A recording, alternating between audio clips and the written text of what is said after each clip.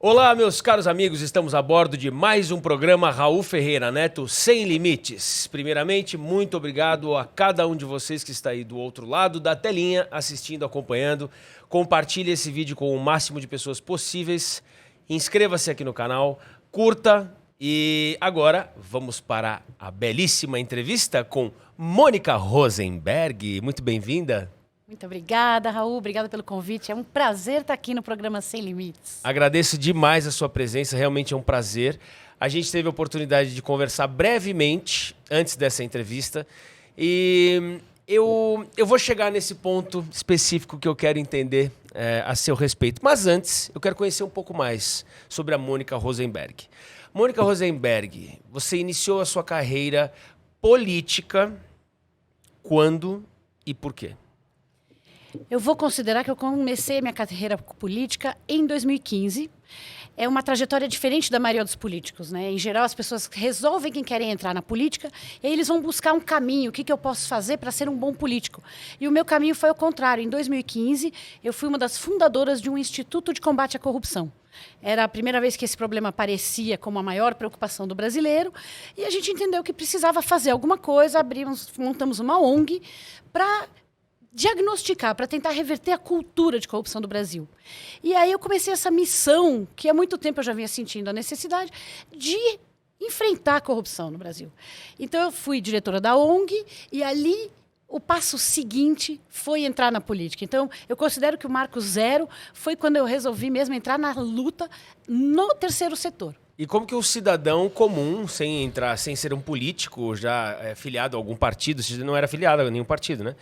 Como que você, qual é esse processo de você entrar, você filiou, aliás, você você montou essa ONG, a INAC, como é o processo para fazer isso? Você vai em algum lugar, você tem que se juntar com pessoas, é sozinha na raça? É uma associação civil e foram 32 grandes pensadores.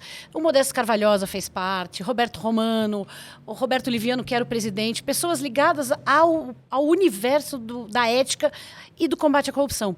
Então, foi uma coisa meio natural de todo mundo agregar e falar, temos que fazer alguma coisa, montamos uma associação civil, se escreve um estatuto, registra em cartório e começa a trabalhar.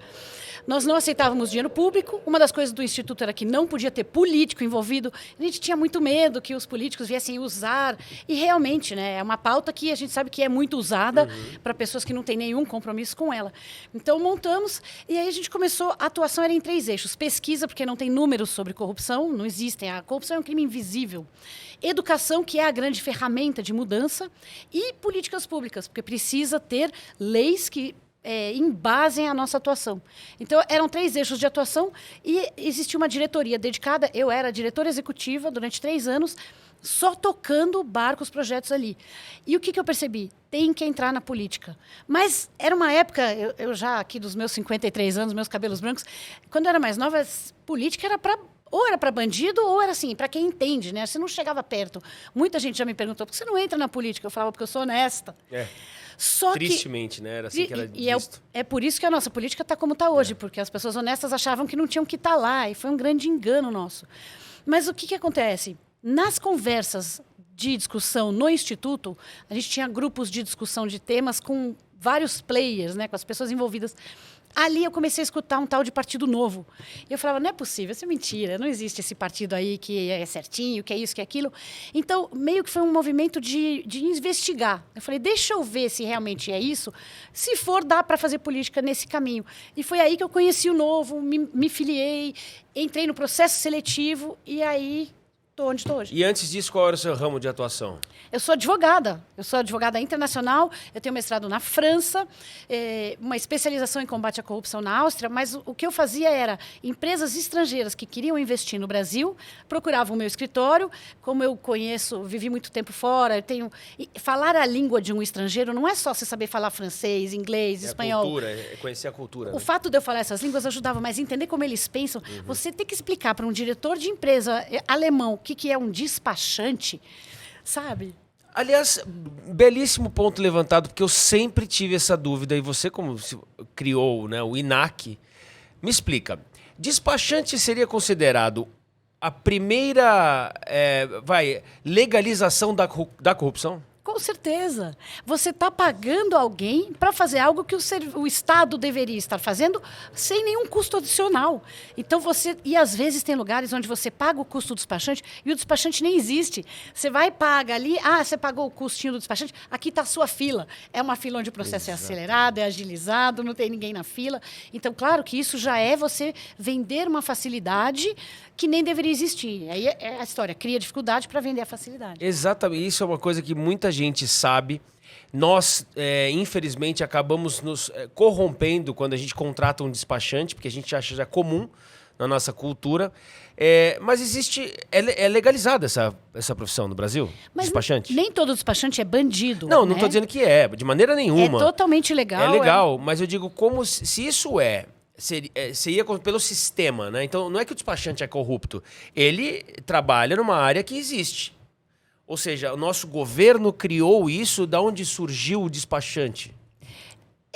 Digamos que ele é um empreendedor, porque o nosso sistema é muito burocratizado, muito complicado, ele tem uma série de obstáculos. E teve pessoas que entenderam que podiam ser facilitadores disso. Não necessariamente isso nasceu com uma ideia de sacanagem. Nasceu porque a pessoa falou assim, puxa, eu tenho como facilitar esse processo. Não tem o tempo, né? O outro não tem tempo. Pô, eu vou te pagar, você fica lá para mim. É uma coisa que no começo, na sua origem, não seria absolutamente criminosa. O problema disso é a hora que você institucionaliza um sistema onde, para quem paga, é linha reta e para quem não paga, você tem uma série de complicações. Essa desigualdade entre quem tem dinheiro para poder chegar no jeito mais fácil e quem não tem, é que aí começa a deturpar o sistema. E tem volta isso? Essa questão do despachante? Tem volta, é só a gente desburocratizar. Na hora que você cria sistemas digitais, acessos facilitados, sem que haja tantas portas para serem abertas, você não precisa mais de uma pessoa que está ali abrindo portas, né? Mas aí você elimina a função do despachante, ou seja, muita gente ia ficar desempregada, muita gente também ia acabar... São extremamente empreendedores, eu tenho certeza que eles vão achar outras áreas para facilitar a vida das pessoas, mas o ideal seria um país onde você não precisa estar pagando alguém para ele conseguir fazer o que já deveria ser simples e a gente poder fazer sozinho. Aliás, a gente entrou nisso porque você citou sobre explicar para um estrangeiro o que é um despachante. Não existe lá fora nenhum outro país que tenha despachante? Existem intermediários para alguns serviços, mas é diferente da nossa figura, onde você fala, se você pagar um despachante, você vai conseguir isso aqui em 6 meses, senão você vai ficar 3 anos. Ou muito maior essa diferença.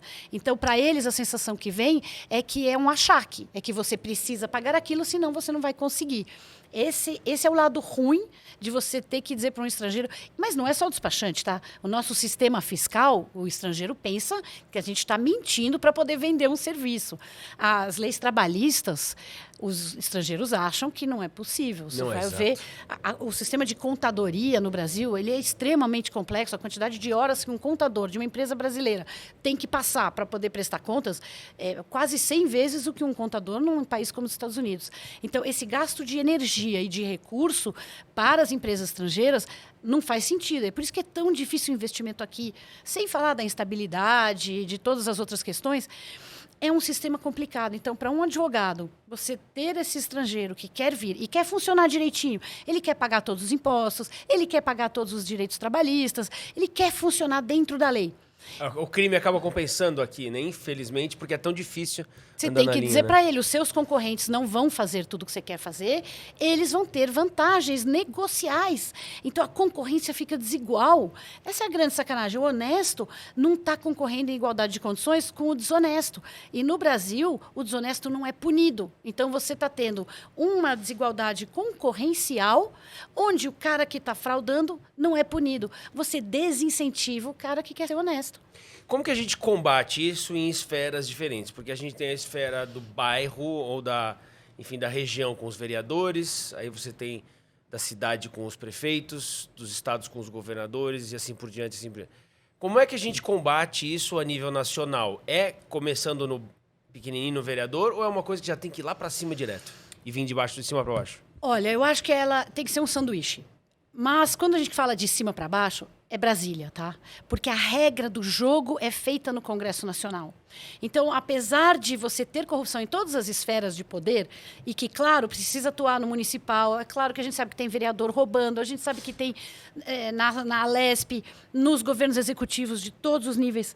Porém, a regra do jogo, quando você define como vai ser a punição, como vai ser o processo, como vão ser as penas, como que você define o que é crime, o que não é, como que você consegue pegar, como que você financia a democracia. Essas regras, a eleição, tudo isso é definido no Congresso Nacional. Então, o grande foco de mudança tem que ser Brasília. Só que, por que eu falo que é um sanduíche? Porque tudo bem que Brasília tem que mudar, mas eles não vão sozinhos acordar um dia e falar, puxa, vamos ficar honesto, o Brasil merece um Congresso melhor, o Brasil merece uma administração pública melhor. Não vai acontecer. É pressão de baixo, é a sociedade brasileira dizendo, chega, não dá mais essa quantidade de corrupção. O Brasil tem problemas muito sérios que precisam ser resolvidos. Nós temos 33 milhões de pessoas passando fome. Nós temos metade da população vivendo sem esgoto, sem tratamento. Então, esses problemas precisam ser abordados já, urgente. Para fazer isso, a gente precisa estancar a corrupção. Senão, não tem política pública que resolva. E enquanto nós, como sociedade, não tivermos um posicionamento muito firme de dizer não aceitamos, e era por isso o nome do Instituto era Não Aceito Corrupção, porque parte de nós, quando a sociedade aqui embaixo falar eu não aceito, eu voto em políticos que não praticam, a gente faz o sanduíche, que aí sim vai fazer a mudança. Não adianta um dos dois lados. E é sempre muito. A gente vê muita gente começando que tem ideias boas, que tem vontade de fazer o certo.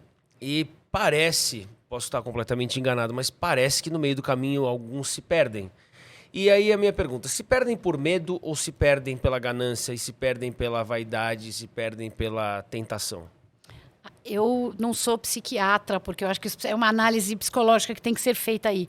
Mas, com certeza, é uma soma de tudo isso, né? É um sistema extremamente corrompido que faz pressão com um nível de impunidade absurdo. Então, você não tem risco nenhum de você entrar no esquema de todo mundo. Uma pressão até social no Brasil. O honesto é trouxa. Você tem quase vergonha de dizer, tá tendo esse esquema aí, todo mundo vai entrar. Mas não, gente, eu não vou entrar, isso é errado, eu não vou fazer. Você sabe que vão te olhar diferente. Então, a hora que a gente começa a mudar esses parâmetros sociais, então, um sistema menos corrompido, onde não tem tanta pressão, onde você não tem orgulho de ser o espertão que está roubando, que está achando um jeitinho de burlar, você faz a soma que leva a um resultado de pessoas menos corrompidas. Mas isso tem a ver com ética que você aprende de pequeno, né? Uma pessoa que desde sempre foi ensinado que o errado é errado, a hora que ele chega na frente de uma situação dessas, é muito mais difícil se corromper. Tanto que a gente vê dinastias políticas, onde você vai, o avô era um bandidaço, aí não, vamos eleger um novo nome. Entra o filho, que é outro bandidaço, e aí agora tem os netos que são bandidinhos, ou as esposas, e que continuam com as mesmas práticas, para não falar dos partidos. Perpetua, né? Vai Perpetua. Que vai. E o partido faz pressão, porque como o sistema está muito podre, se ele não usar a corrupção para se manter com o poder do dinheiro no poder, e aí a gente vê o que fizeram com o fundo eleitoral, multiplicaram para 5 bilhões de reais, com tanta coisa precisando acontecer. Se eles não tiverem esse dinheiro para se manter no poder, eles sabem que o poder está cada vez mais frágil, a população está de olho. E é esse medo que faz com que eles perpetuem os esquemas de roubo para ficar lá. Você mencionou com relação ao poder do Congresso. E eu achei isso uma coisa muito interessante. A gente também conversou antes da entrevista e isso me chamou muita atenção. E eu gostaria que você dissesse aqui, você é pré-candidata a deputada federal. É a primeira vez que é candidata a deputada federal ou não? Não, eu já fui candidata a deputada federal em 2018, na primeira eleição federal que o Novo participou.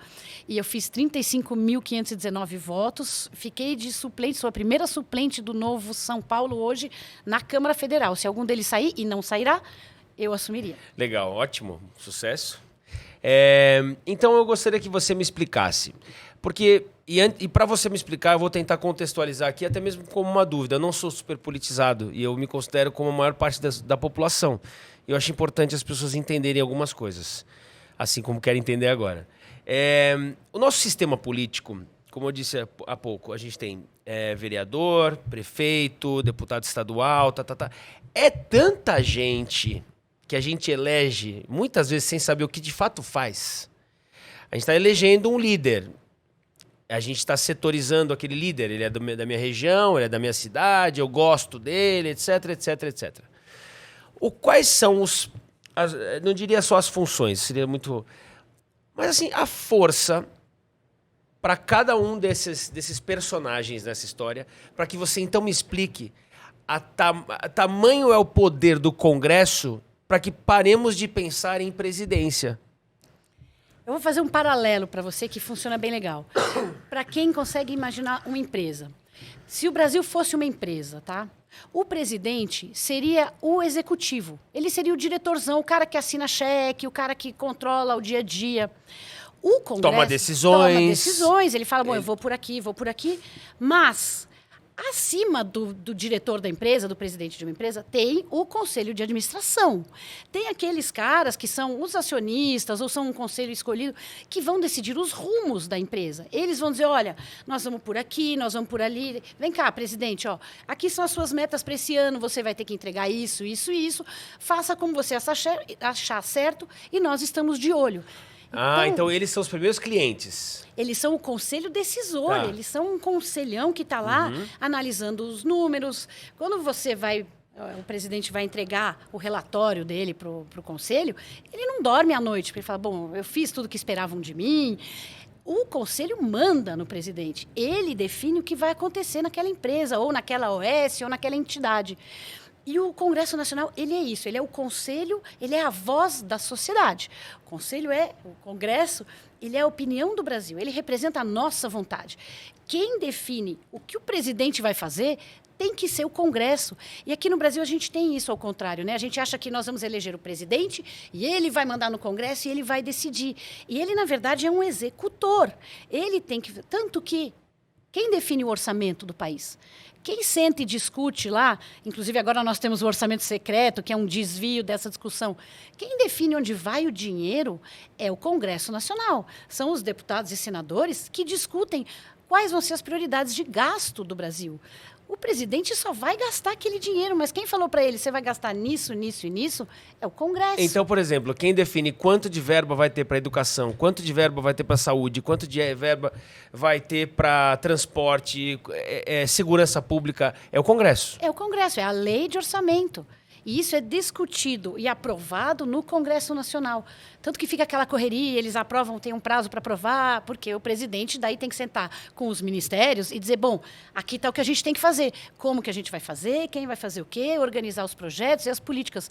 Mas a definição das diretrizes, do caminho, é o Congresso. E aí... Ao mesmo tempo em que eles estão definindo isso, eles estão definindo as regras do jogo, eles estão definindo quem vai ter mais poder, quem não vai ter. O Congresso hoje está legislando em causa própria, e isso é um grande problema. Mas a nossa Constituição dá ao Congresso um poder maior do que todos. Porque é em grupo, né? Porque é um grupo e porque eles, supostamente, representam a vontade da sociedade. Quem fala por nós é o Congresso Nacional. Nossa voz, quando a gente vota, e pouca gente percebe isso, né? Na hora de votar no deputado, as pessoas não entendem a importância. O deputado é a sua voz. Ele fala por você. O presidente é seu funcionário para fazer o que você quer. Bom, é muito importante isso. Eu espero que todos que estejam assistindo, seja ao vivo ou gravado, isso é um papo muito sério, porque eu estou aprendendo aqui uma coisa que, sabe, sempre passa pela nossa cabeça, mas a gente não para entender de fato. Igual a gente vê em filme, tem o imperador, tem o Senado, tem o Congresso. Mas vamos lá, quero continuar, isso está realmente esclarecedor. Se o Congresso é tão importante, por que é que o Congresso... Primeiro, quantos deputados federais temos no nosso país? 513. 513. E são divididos igualmente por estados? Não. A diferença entre Câmara dos Deputados e Senado, que é uma coisa que pouca gente entende. Por que tem senador e tem Câmara? A Câmara representa a população de um estado. Então, estados menores têm menos deputados e estados maiores têm mais deputados. Maiores em população. Em população, obrigada. Em população. O Senado, ele representa a entidade da federação. Ou seja, aquele espaço que é um governo estadual. para não ficar tão complicado. Cada estado, seja a Amazônia, o Amazonas, que é gigante, seja o Rio Grande do Norte, que é pequenininho, cada um deles é uma pessoinha jurídica dentro da nossa federação. E para cada estado, independente do tamanho, tem 3 senadores. Então, são 3 senadores que estão ali representando o interesse do estado. Do estado, estadinho, São Paulo, Rio, cada um desses... Sim, como quem diz assim, o estado no que diz respeito a território, a população seria o deputado. É que não é, na verdade, território, porque não depende do tamanho do estado, depende de ele ser uma unidade da federação. Tá. São 27 unidades, independente do tamanho, da força, do que for. Nós estamos divididos, é uma família de 27 filhos, não importa que um é lindo, são grande... São 3 senadores por estado. São 3 por estado, cada estado tem 3.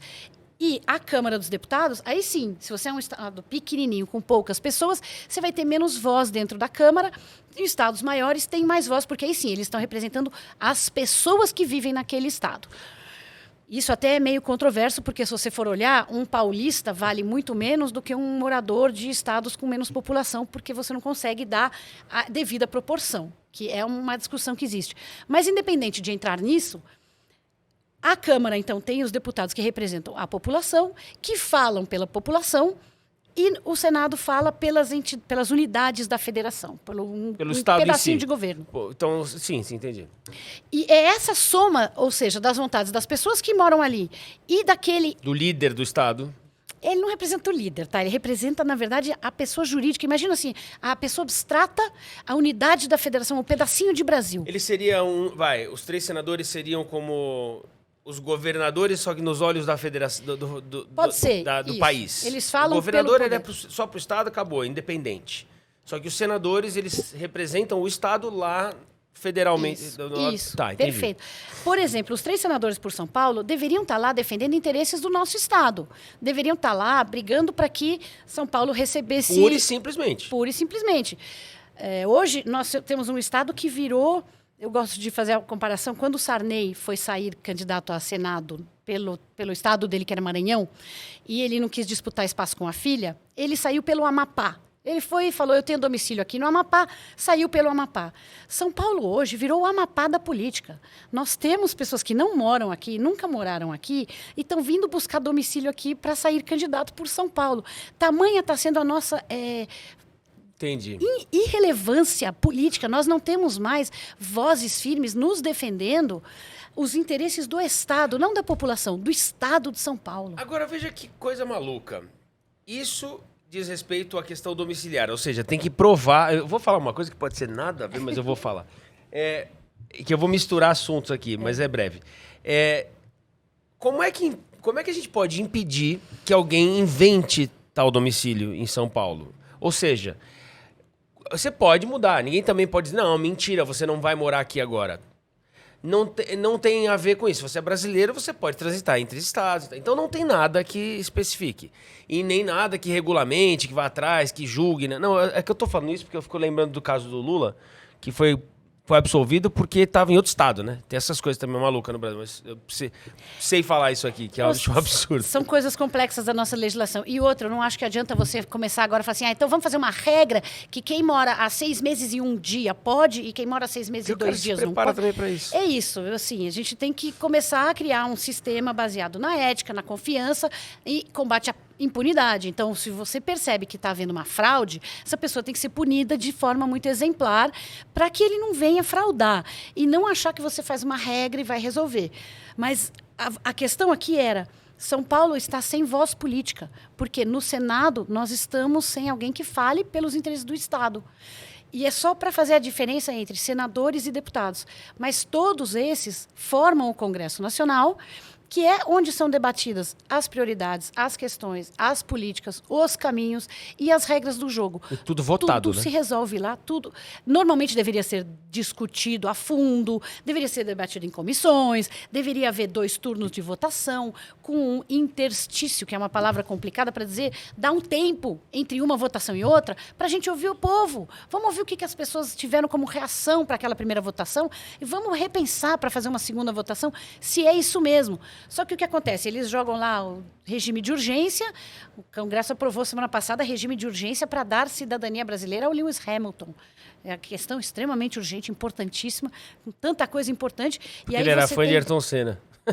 E você tem a PEC do foro privilegiado, por exemplo, que eu considero fundamental para a gente mudar o Brasil, está aprovada no Senado, passou nas comissões de Constituição e Justiça e Comissão Especial da Câmara e está na gaveta do presidente Arthur Lira, que é a pessoa que mais manda no Brasil, porque ele resolve o que vai para a pauta. Então, essa PEC importantíssima do fim do foro privilegiado está na gaveta esperando resolverem colocar em pauta. Mas esse resolverem colocar em pauta, quem é que determina? O Arthur Lira? É o Arthur Lira.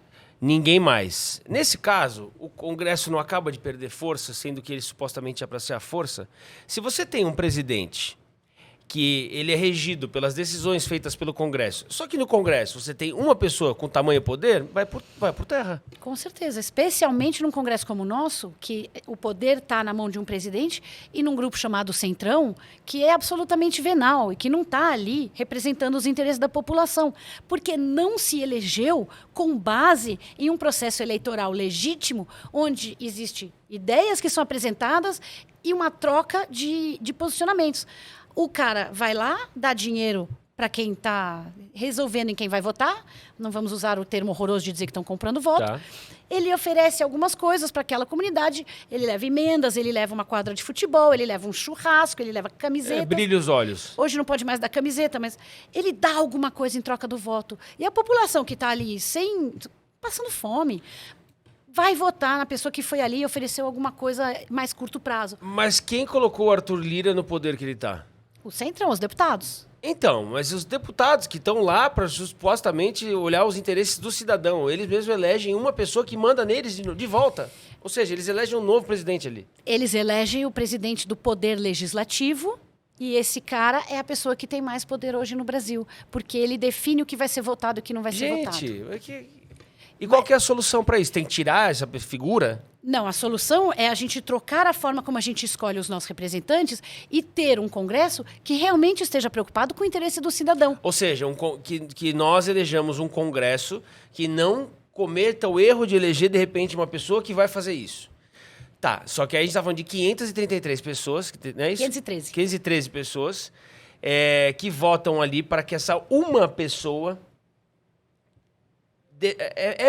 Por que o cidadão brasileiro... Essas minhas perguntas aqui você vai falar, tá, Raul, porque não fui eu que fiz a Constituição. Mas por que não é para eleger o líder do Congresso, o Arthur Lira, por que não há uma votação popular para isso? Como é do presidente, seja Bolsonaro, seja Lula, seja quem for. Mas não precisaria. Se nós escolhermos os nossos representantes, se eu dei voz para a pessoa em quem eu votei, e eu me lembro muito bem em quem eu votei em 2018, quer dizer, em 2018 eu votei em mim, mas eu sempre escolhi muito bem quem eu estava votando, e eu sei que essa pessoa ia me representar. E aí tem uma outra questão muito importante do nosso sistema. Às vezes eu voto na pessoa A, e o meu voto acaba servindo para eleger a pessoa B. Então, vocês sabem quem votou, mas essa pessoa não se elegeu e com o voto dela entrou... Você lembra o que aconteceu com o Tiririca. Num voto de protesto, de dizer nós estamos muito bravos, vamos votar num palhaço, nós elegemos um cidadão chamado Valdemar da Costa Neto, que assim, tem um histórico no mínimo duvidoso. As pessoas votaram para protestar e elegeram um bandido. É muito complicado tudo isso e para explicar para a população, precisa ter um curso que começa quando ele tem 3 anos para explicar o nosso sistema político, o nosso sistema partidário, o nosso sistema de voto proporcional e o nosso sistema eleitoral. E falando nisso agora, educação. Eu sempre ouvi do meu pai que seria a solução para o país, seria realmente a educação, mas ia demorar pelo menos 50 anos para fazer efeito.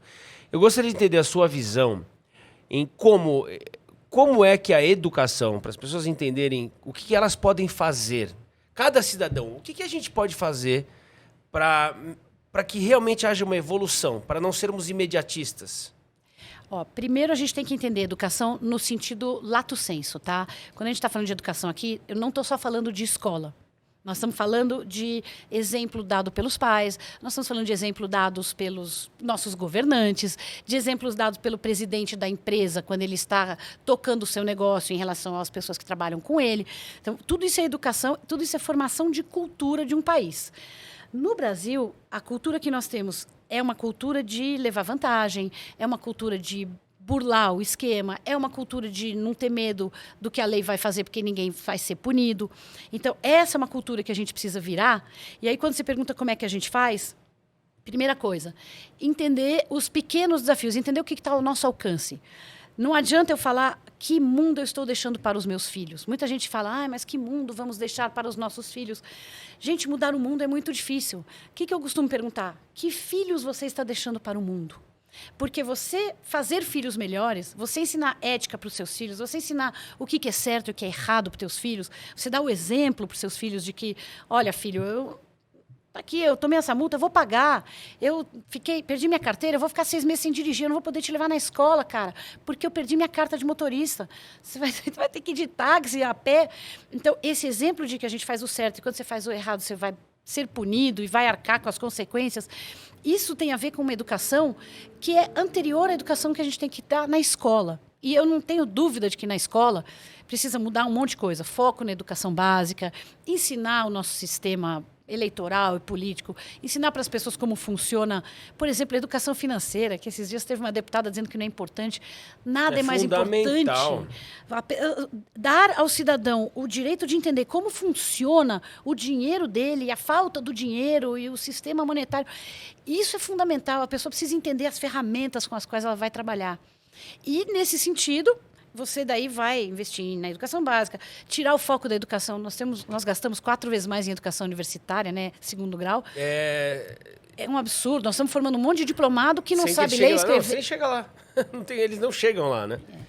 Você falou uma coisa, Mônica, que aí eu já... Também, vai. Como é que a gente ensina para os nossos filhos que é importante pagar a multa e se não pagar a multa... E se também não tomar suspensão, não vou levar na escola, vou ficar 6 meses? Como é que você ensina isso pro seu filho se você olha aquilo e você vê que também te deram uma multa canetada por uma coisa que você está simplesmente passando ali e fala assim, trafegando muito próximo ao guarda-rail. Oi? Desculpa. Como é que eu vou ensinar, então, pro meu filho que essa multa eu devo pagar? Aí é onde entra aquilo que você falou, que a gente é visto como trouxa. Se a gente faz o certo. Porque a gente é tratado como trouxa por um sistema. Então, como podemos mudar isso? Falando de lei de trânsito, falando de sistema de fiscalização no Brasil, diferentemente de outros países, o policial não para te dar uma multa. Ele te dá multa quando você é parado no blitz. Quando você é parado no blitz. Caso contrário, ele não te encosta. Ele não vê você cometendo uma infração. Ele tem o poder de te canetar e, você vai saber dali um mês... Como combater isso? Porque esse sistema é falho, né? É falho. E a gente pode ir mais longe até do que isso.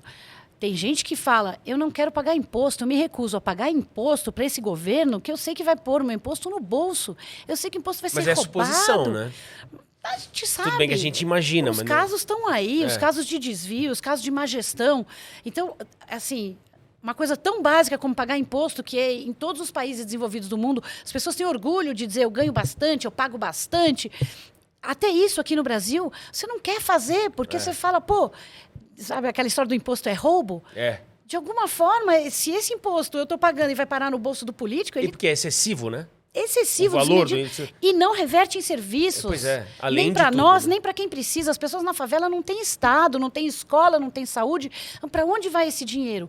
Então, isso, de novo, a gente volta no ciclo vicioso das coisas erradas. Nós estamos elegendo pessoas que não nos representam, elas estão tomando decisões erradas em interesse próprio, porque eles estão lá fazendo uma lei de trânsito para poder arrecadar mais, para poder pagar campanha de reeleição de prefeito. É um ciclo todo, mas quem vai quebrar esse ciclo, Raul? Nós. Somos nós que vamos quebrar esses ciclos. Não adianta dizer, eu não vou pagar a multa daquela regra porque ela era injusta e ficar achando que, então o político vai dizer, então vamos mudar essa regra para ela ficar justa. Eles não vão fazer essa mudança.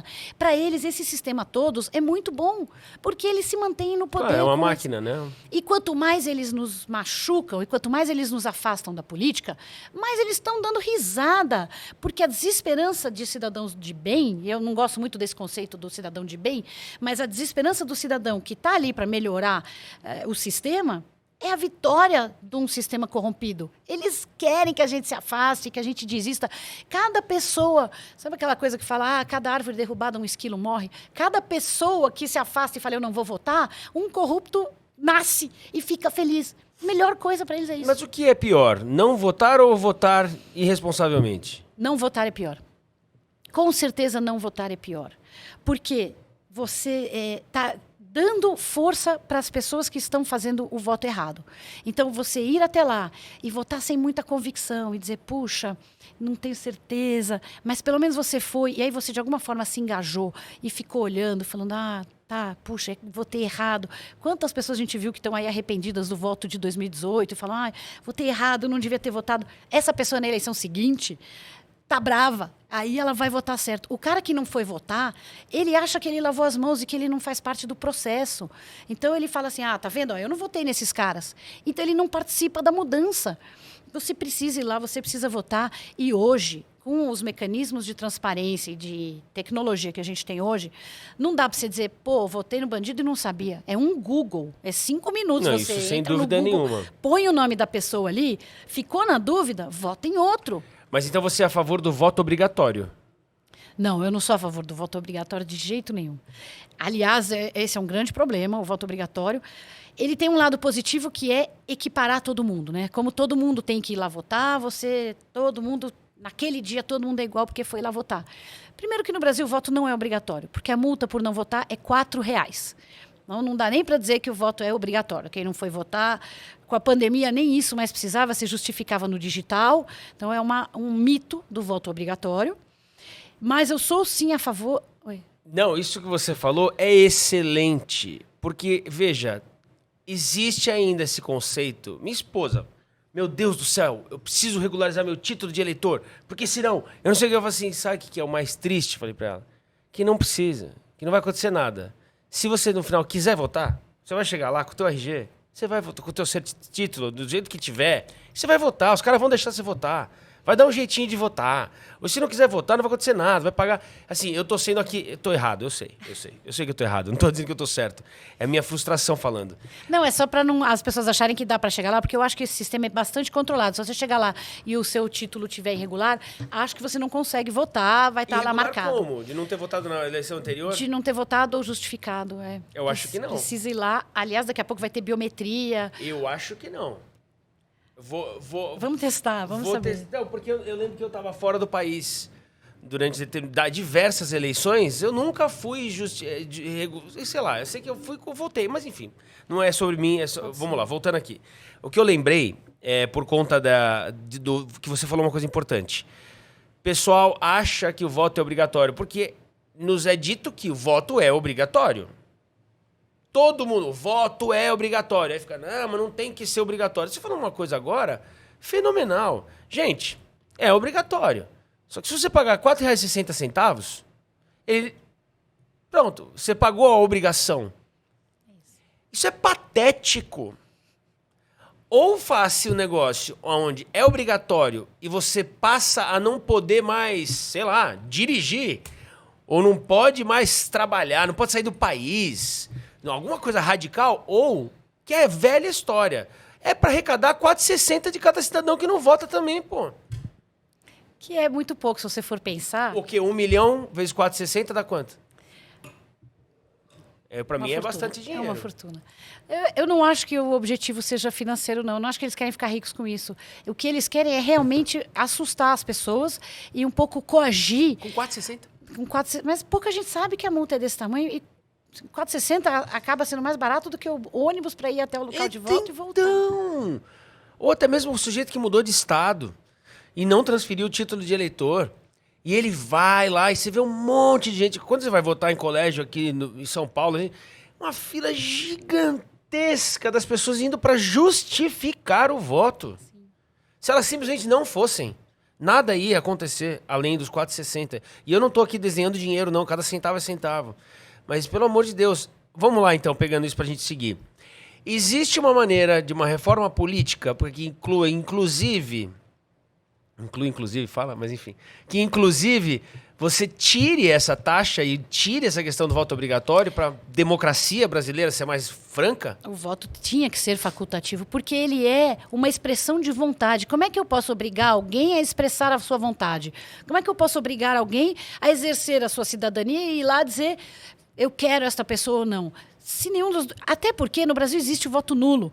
Então você obriga a pessoa a ir até lá para chegar lá e poder votar nulo. É um contrassenso total e desresponsável. Porque aí, em vez de ser um privilégio, em vez de ser um direito meu, que eu vou lá e dizer, eu vou dizer quem vai mandar em mim, passa a ser uma obrigação. E quando você faz por obrigação, é outra pegada. Lembrando que a gente só dá o voto em 2 situações na vida. Na urna e no casamento, os votos do casamento. Por que o voto do casamento é sagrado? A gente passa meses, anos escolhendo com quem vai casar, investe naquela relação, escolhe. Você não vai casar com o cara que te deu mais dinheiro. Até às vezes acontece, mas em geral não. E no voto da urna você pega um papelzinho do chão ou pergunta na véspera. Poxa, para deputado e estadual e federal, tem gente que na véspera liga para o amigo em quem eu voto. Mas clássico. E pegando esse gancho, que faz muito sentido, muito esclarecedor mesmo, Mônica, eu tô falando com você aqui, sério, tá sendo muito importante, porque eu tô aprendendo sobre como funciona para fazer uma escolha melhor geral na vida. Mas vamos lá. É que eu me indigno com esses assuntos, mas tudo bem. Por que existe tempo? Porque os tempos na televisão são regulamentados. Não é pela televisão. É pelo próprio país. Pela regra eleitoral. Pela regra eleitoral. Então, a regra eleitoral dá um baita tempo pro presidente, um baita tempo pro governador, tempo pro senador, um baita tempo pro prefeito e... pro deputado. Porra! Tem 2 possibilidades aí. Primeiro, eu quero chamar a atenção de uma coisa seríssima. A gente está falando aqui de 5 bilhões de fundo eleitoral, que foi o aumento desvergonhoso, desavergonhado, feito pelo Congresso. Além desses 5 bi, tem o valor da propaganda eleitoral na televisão, que ninguém fala. Porque isso não é de graça, chama propaganda gratuita, mas sai do nosso dinheiro. São isenções fiscais que são dadas para as televisões para elas fazerem esses programas, para eles levarem isso ao ar.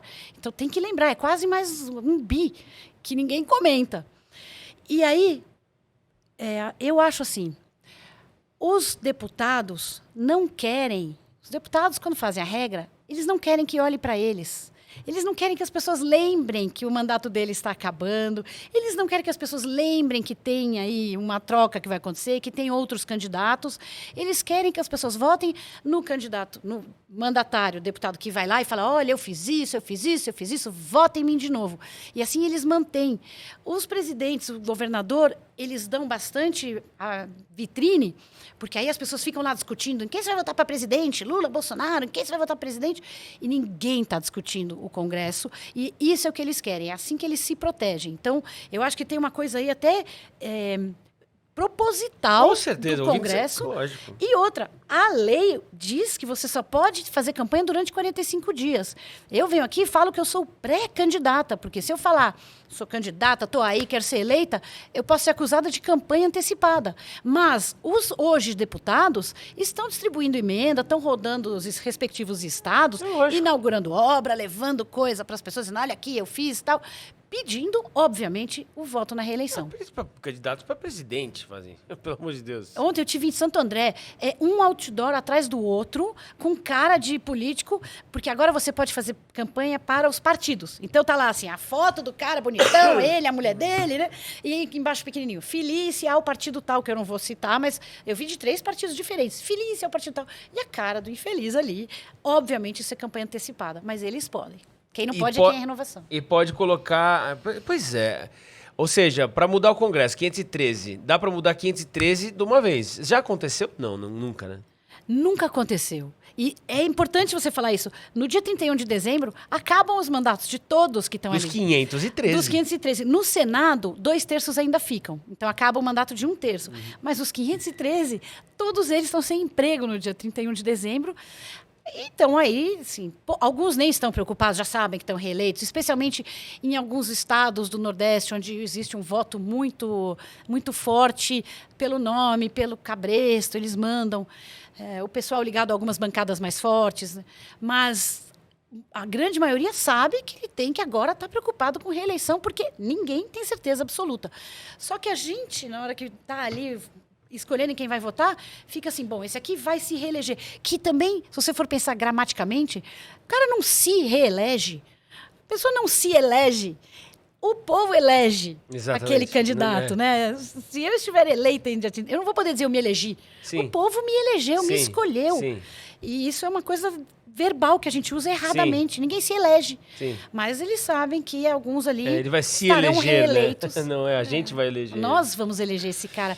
Pô, gente, nós vamos mesmo eleger esse cara?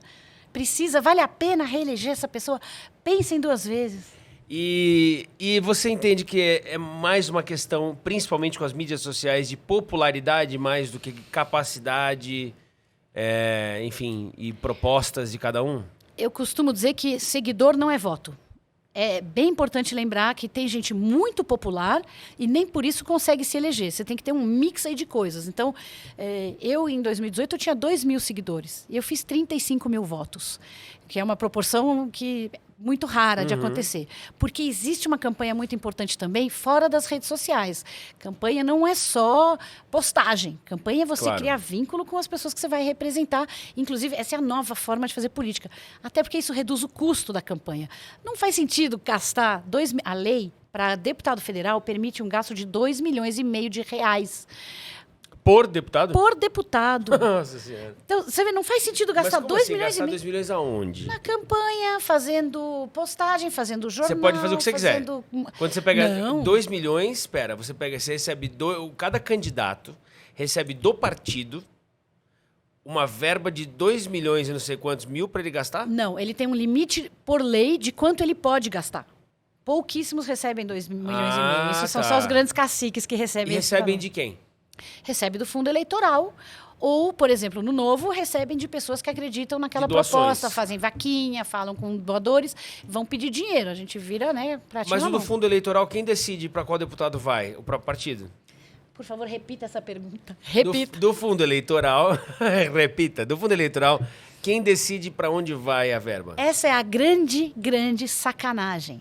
Porque não há transparência nessa decisão. Quem decide é o dono do partido. Os maiores caciques de cada partido se juntam e definem quem vai receber. E se você olhar em 2018, 99% do fundo eleitoral foi dado para os candidatos que já tinham mandato. Foi dado para reeleição. Eu até gosto de chamar esse fundo de fundo reeleitoral, porque as campanhas que eram de gente jovem, e eu sei porque eu estou no Renova BR, e o Renova BR só ajuda, né, só forma e só apoia, não com estrutura, mas com aula, com coragem, vamos lá. O Renova só tem alunos que são candidatos que nunca foram eleitos. Então, são pessoas que estão ali na renovação, com novas propostas. Essas pessoas não recebem quase nada dos partidos, porque não estão nos esquemões da velha política. E essa é a sacanagem. O dinheiro é público, mas a distribuição desse recurso é privada. Ela é decidida a portas fechadas pelos donos dos partidos. Não tem critério, não tem transparência e a prestação de contas é bastante limitada. E, aliás, tem agora no Senado um projeto para reduzir mais ainda a transparência e mais, o pior de tudo. Para reduzir a transparência? Reduzir. Mas como é que isso funciona um projeto para reduzir? Qual é a justificativa que você coloca lá? Quero fazer um projeto para reduzir a transparência. A justificativa é que é para acelerar, para facilitar a prestação de contas. Então, sob a desculpa de que está muito complicado... Para ser transparente demora muito tempo. Isso, e aí eu tenho que ficar botando detalhe. Então, a gente põe uma coisa genérica aí, e o pior dessa nova regra que eles estão discutindo no Senado é quem fraudar, quem errar, quem burlar essa lei, vai poder usar dinheiro do fundo para pagar a multa. Ou seja, rouba aqui o dinheiro, usa tudo errado, não presta contas, e aí a hora que você for pego fazendo errado, pode usar um pouquinho desse dinheiro também para pagar a multa por você ter feito errado. É tão maluco que parece piada. É absurdo. Para o político brasileiro, existe... Lógico, diversos outros países também, mas no Brasil especificamente, acho que existe uma diferença de classe social muito, muito grande, né? Mas todo cidadão acima de 18 pode se candidatar, né? Pode se filiar a um partido e se candidatar.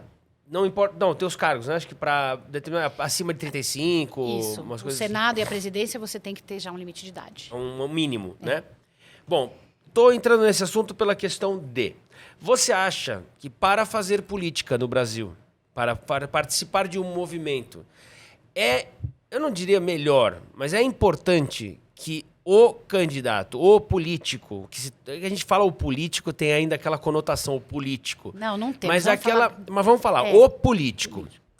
É importante que ele tenha já um respaldo financeiro de sua própria vida para que ele possa investir seu tempo somente recebendo o que lhe é cabido de salário do público?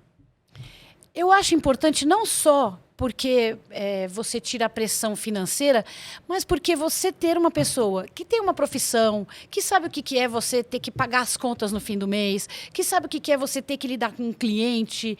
É muito diferente do político profissional, que é filho de alguém que já era político, passou a vida inteira na política, sendo financiado de alguma forma pela política, mesmo que de forma legítima, com um salário de político, porque você vai se distanciando da realidade.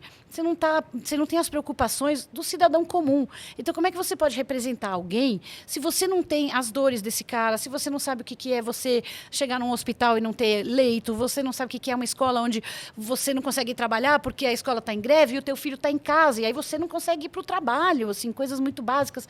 Quem não sabe o que é essa realidade do dia a dia, é muito difícil ele conseguir resolver os problemas destas pessoas. Então, nesse sentido, e o Novo, por exemplo, só te deixa fazer uma reeleição para o mesmo cargo uma vez. Você se elege e pode uma reeleição. Por quê? Porque, você tem que ter um retorno ao mundo real. Você tem que voltar para a tua profissão. Você tem que estar preocupado com a realidade do cidadão comum. Senão você cria uma distância muito grande. Carreira política não pode. Carreira política é ruim, é muito ruim. Não porque a carreira em si é ruim, mas porque ela cria uma distância entre quem está em Brasília tomando decisões, ou na Alesp, ou onde for, e quem está vivendo as consequências dessas decisões. Então, por isso que precisa entrar de vez em quando um médico, muito, precisa entrar um empresário, precisa entrar um professor, precisa entrar uma pessoa que vem de uma comunidade, da favela. É importante essa pluralidade de visões de pessoas que estão vivendo os problemas. Porque não adianta sentar lá um monte de pessoas assim, de uma pequena bolha e achar que eles vão resolver o problema das outras bolhas. Mas quando você chega lá, vindo... Eu concordo com isso, acho super válido. Porém, quando você entra... de fato ali. Você é um médico, você é um engenheiro civil, você é um advogado, enfim, coisas pilares da nossa sociedade. Psicólogo. Sim. Pô, seria sensacional uma leva de psicólogos se candidatarem, né? Mas aí o sujeito chega lá, ele é eleito. Aí ele descobre que, por mais que os projetos, os planos, a vontade, tudo que ele planejou, então, lindo, mas aqui você não vai poder fazer isso. Tem um monte. É igual você chega num time de futebol, você tá... mas a galera fala, não, aqui você vai ficar quietinho ali, que já tem uma turma aqui que joga junto, então espera. É a realidade de grupo isso. Mas é isso que a gente vai mudar? Isso é o que nós estamos exatamente lutando para mudar. Que não haja mais essas panelas e que o Congresso volte a ser um lugar de... parlamento, de conversa, de busca de soluções. Não mais um lugar onde as pessoas estão lá ou para lacrar, ou para xingar, ou para torcer pelo seu político ou sua ideologia. Estejam lá para escutar e para construir soluções para um país que está passando fome. A hora que a gente vai quebrando o ciclo de ter políticos bandidos, você vai ao mesmo tempo quebrando esses grupos que são formados com base em interesses não muito republicanos. Você começa a quebrar, isso vai quebrando tudo ao mesmo tempo e você não precisa trocar os 513. É uma coisa importante também de falar, que a gente falou aqui de acabar os mandatos de todos. Se puser 31 homens e mulheres comprometidos com uma mudança da forma de fazer política, pelo regimento interno, esses 31 têm poder de pedir, por exemplo, votação nominal de hora em hora. Então, uma vez por hora, você pode pedir 31, com 31 mãozinhas levantadas, você pode pedir que a votação seja nominal. Isso faz O que é a votação nominal? Votação nominal é que cada deputado tem que ir lá e colocar digital no leitor com o nominho dele. Porque a votação hoje... a maioria das votações são... Você vai lá, lê o projeto, né? A pessoa na mesa... É o projeto, tal... Blá, blá, blá, blá, blá, como é que é? Quem estiver de acordo, fique como está, aprovado. É assim. Mentira. É assim que acontece. Quem estiver de acordo, fique como está. Os que estiverem de acordo, fiquem como está, aprovado. E aí tem que sair correndo, todo mundo levantando a mão para ver 30 mãos. Que absurdo. Para falar, não, votação nominal, pedimos votação nominal. Eu fiquei 6 meses em Brasília, no gabinete de uma pessoa do Novo, montando a Frente Ética de Combate à Corrupção, e eu acompanhava as votações com eles, eu falava, mas isso não é possível que isso aqui ainda acontece no século XXI. E aí, quando você pede a votação nominal, aí sai, né, toca sirenes, vem todo mundo correndo, porque aí os deputados estão espalhados pelo Congresso, aí todo mundo tem que ir lá, vai para o plenário, tem que pôr o dedo e dizer como você vota. Então...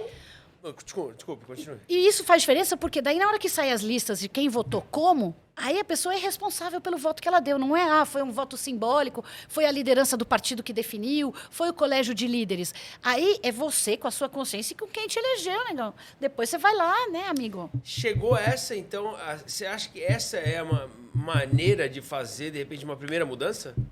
Certamente. Então, por que não... Vamos lá, achei ótimo, estou gostando demais. Esse é o primeiro número mágico. Por que não elegermos um time?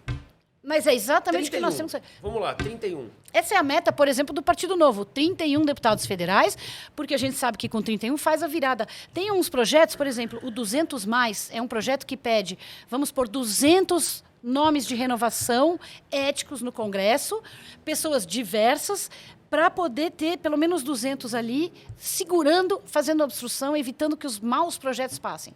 Tudo bem, mas você está dizendo que 31. Vamos eleger 31. Tem quantos que... Vamos lá. São 31 específicos que você coloca ali e fala, vamos eleger esses 31 ou não? Te dou aqui 300 opções, vamos eleger 31 dessas 300, é isso? Mais ou menos? Se esses 300 forem todos éticos, comprometidos com as pautas da renovação, da transparência, do combate à corrupção, tudo bem. O que não pode é colocar 300 ali que vão dizer, não, eu quero mudar. Aí você vai olhar, desses 300, 100 são filhos de dinastias políticas, né? E, inclusive, isso é uma coisa que eu tenho visto no Renova, tenho visto em outros movimentos sociais, como o Livres, pessoas boas se candidatando. Por isso que eu falo, põe no Google, ficou na dúvida, escolhe outro. Porque tem aí um cardápio grande de bons nomes se candidatando em vários partidos. Sim. Eu acho que se você não tiver um partido ético como o Novo, você não consegue fazer mudança. Mas tem gente boa nos outros partidos também. E dá para escolher, seja qual for a sua ideologia, dá para escolher pessoas comprometidas minimamente com a renovação, com a ética e com a transparência. 31 dessas pessoas fazem a diferença. Quantos votos para cada uma das 31? Aí depende do partido, porque o nosso sistema é um sistema onde você vota primeiro no partido, soma quantas cadeiras o partido fez, então você soma todos os... Isso é bem complicado de explicar, gente. Isso é que eu complicado. falo, é um absurdo. É feito para ser complicado, para ninguém entender, para a pessoa Pra ir lá... votar, exato. E repara que essa complexidade toda é para deputados. Presidente, você vai lá, você põe o nome da pessoa que você Mas quer. é por isso que as pessoas prestam mais atenção e... Para o deputado é feito de uma forma muito complicada, então você vai escolher um deputado cujo número vai ter 2 primeiros números, que são o número do partido. Eu vou dar o exemplo. O meu E número você bota era... o 00 no final e vai pro partido. O meu número era 377, tá? Tá. Era 77 pelo Corinthians, pelo ano do campeonato do Corinthians. Você é corintiana. Corintiana roxa. O 30 significa, é o número do novo. Então, o meu número começava com 30 e depois tinha o meu número específico dentro do partido, 3077. Quando você chega na hora de fazer a apuração, você vai somar todos os votos que começaram com 30. O 3000, 3001, 3002. Todo mundo que votou em alguém do 30 soma aquele bolão todo, aquela cesta de votos, inclusive quem vota na legenda, porque no Brasil tem uma coisa que é voto de legenda. Você vai votar. Lembra o Bolsonaro falava vote 17, vote 17? Ele estava puxando voto para os deputados. Que acho que ajudam ele no Congresso. Que obviamente. soma depois, pelo menos faz uma bancada. Então, você soma todos os votos no 30 e vê. Aí tem uma coisa chamada coeficiente. O coeficiente, que é o quociente de uma divisão entre número de eleitores naquele estado e número de cadeiras, em 2018 deu mais ou menos 300 mil. Você pega a soma total de votos do partido e divide por 300 mil, que é esse coeficiente eleitoral. Aí você vai ver quantas cadeiras deu. Isso, na verdade, é o preço da cadeira. É horrível dizer Então, assim. peraí, vamos lá. Você tem 1 milhão 1 milhão de votos, Não, você for 300 e quanto? 330. Não, então você tem 330, você não tem, né? 3 milhões e 300 mil, tá? E você divide em 330. Faz aí, como é que é essa conta? Não, vamos dizer no nosso 1 caso milhão, né? hipotético, Tá. 1 milhão é melhor. Tá. Por quê? Porque foi justamente o número do novo. 1 milhão, se você divide por 330, dá 3. Dá mais ou menos 3, né? 990. Tá. Então, o novo fez 3 cadeiras. Esse 1 milhão de votos deu pra gente 3 cadeiras. Aí entra por ordem de quem recebeu mais. Os 3 primeiros entram ali. Aí você faz o ranking e você vê. Se 3 do partido. Ou os seja, 3. mesmo que você. Então, mesmo que um outro partido. Ou vamos lá. Um outro partido recebeu outro deputado recebeu muito mais voto, só que ele ficou em quarto no partido dele. Se o dele também só deu 3. Entram primeiro os seus 3 daqui, para ele do quarto ali não entra. Isso. Então, o que acontece? Como no novo... Não é direto o voto. Você vai estar com pessoas menos conhecidas que tiveram menos voto. O último colocado, o terceiro da lista do novo, ele fez 40 e poucos mil votos. Se você pega um partido como o PSDB, por exemplo, que usa a máquina, e então os primeiros colocados têm muito voto, teve gente que fez 80 mil votos e não entrou. Porque ele estava em quinto ou sexto no ranking, onde as pessoas fizeram muito mais. Então, o número de votos que você precisa para entrar depende do partido onde você está, depende do número de votos que a tua chapa fez e depende de quantos votos os concorrentes que estavam na sua frente fizeram. Certo. Eu tive uma diferença de menos de 1.000 votos com a pessoa que ficou na minha frente. Menos de 1.000. Por isso você é suplente dessa pessoa. Eu sou suplente, na verdade, na Câmara Federal você não é suplente de um específico, é suplente do partido. Essa pessoa foi expulsa, então ele não está mais. Mas ele teria ficado na minha frente por menos de 1.000 votos. Ricardo Salles. Entre eu e ele teve uma diferença de quase 800 votos. Ele fez 36 mil e poucos, eu fiz 35 mil e muitos. E nenhum de nós dois entrou. Mas, se a gente tivesse no PSL, eu falava para ele, se tivesse ido para o partido do PSL, você estava eleito. Ele teria sido eleito com a votação que ele fez. Então, é muito importante você entender... Então, gente, mas vamos lá. Isso que você está falando, mais uma vez, é o que eu digo. Tá bom, eu vou, escolhido o meu deputado. Vai lá e fala, eu quero votar em fulano ou ciclano. Beleza. Só que... dependendo do número de cadeiras, etc e tal, não vai. Então eu tenho que falar para essa pessoa que eu quero votar, muda de partido, porque pelas contas que eu fiz aqui... Você já imaginou, cidadão? É muito confuso. É muito confuso. E mais, tinha gente em 2018 que me dizia, eu não vou votar em você porque eu não gosto do Salles. E eu sei que ele vai gastar muito mais que você na campanha, eu tenho medo de votar em você e eleger esse cara. Ou seja, também tem isso... Como é que é? Diga-me com quem andas e te direi quem és. Porque dependendo do partido que você tá, com quem você se alia, isso também depõe contra ou a favor, obviamente. E por isso que é ruim você estar nos partidos da antiga, porque você vai para um partido que supostamente é tudo muito certinho, e você vai olhar, você vai ter companheiros de chapa que não são nada certinhos. Eu não vou citar nenhum partido aí, mas, por exemplo, o juiz Moro estava num partido... Tinha gente ali investigado e condenado pela Lava Jato. E tem gente do Novo que foi para lá e eu falo, cara, você sabe que você vai eleger pessoas que jamais poderiam ser candidatas no Novo. Então, esse jogo aí da política, que é um jogo muito complicado e que precisa de uma reforma política urgente para deixar tudo isso mais claro e mais organizado. Senão não adianta querer que o eleitor entenda. Hoje, o que o eleitor pode fazer? Ele pode pesquisar em quem ele está votando, ele pode pesquisar o partido em quem ele está votando. A gente olha muito a pessoa e muito pouco o partido, né? Então, é importante ver a história dessa pessoa, ver o que ela fez em relação à pauta que ela diz que está fazendo. Tem gente aí que, poxa, eu sou dessa pauta, eu tenho uma ONG disso, aí você vai olhar, eu fico maluca, porque a minha tem 10 anos. Tem gente aí que abriu ONG mês passado, eu fiz um projeto para mulheres há 2 meses atrás, assim, a pessoa está construindo uma coisa... Sim. Então, olha a história, olha a pauta, olha a trajetória e olha qual é o partido, gente, porque, no fundo, o voto vai para o partido. É super importante entender isso. Mas olhar para o partido e entender o que, de fato, aquele partido representa, porque aí já me levanta outra questão para te colocar. O que me dizer sobre essa questão PSDB-PT? Não, porque fala sério, você está me falando, faz todo sentido o que você está me dizendo. Só que, de repente, a gente está diante de um ano de eleição onde você tem dois... o Alckmin e o Lula. Me explica aonde foi a Ilha da Fantasia que eles fizeram as pazes. Olha, tem coisa que eu não vou saber responder. Não, você concorda? Que É muito difícil de entender difícil. mesmo. E é especialmente difícil porque é uma ética flexível demais para nós, né? Assim, que interesses regem tudo isso? Por que essas alianças são feitas?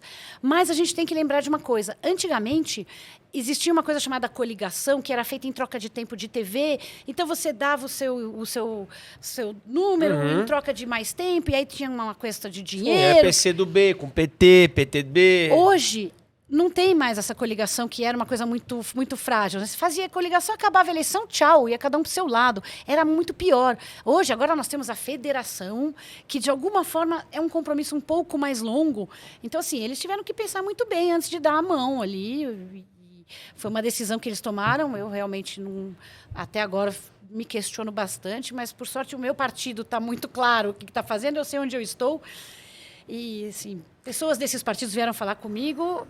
Eu falei, eu não vou conseguir funcionar porque eu não entendo nem a lógica de vocês.